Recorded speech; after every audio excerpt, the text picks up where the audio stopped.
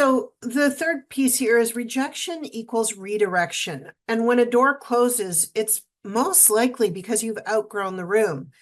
And I always think of the fishbowl analogy, right? So if you have a tiny fishbowl and you put two fish in it, and then you add more fish into it, and then you get a bigger fishbowl, they're gonna have more room to swim around, but you can also add more fish, right? So it all just depends. When you've outgrown things, you have to move to the next thing. And that goes the same for mentors and people that you work with. I recently was working with someone as a business coach, and she helped me with a lot of things. And then there was a time when she was fantastic, like incredible person. And then I was like, oh, okay, I've got everything I need here, so I'm ready to move on to the next thing.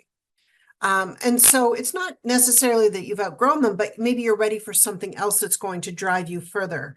And that's interesting. And you need to recognize that that's happening so you don't stay stuck where you are, and you move forward. So a lost job or a declined sale or a failed launch might feel like a failure to you, but it's often a course correction so that it brings you onto the path that's aligned.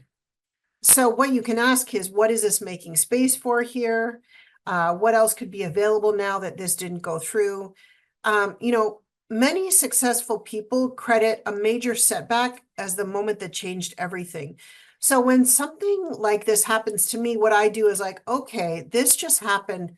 What new opportunity is going to show up now? Because that to me just shows me that I've made space. That's not working, so something else is going to come in because there's no other choice. Something better will come in. That's the only option that's available.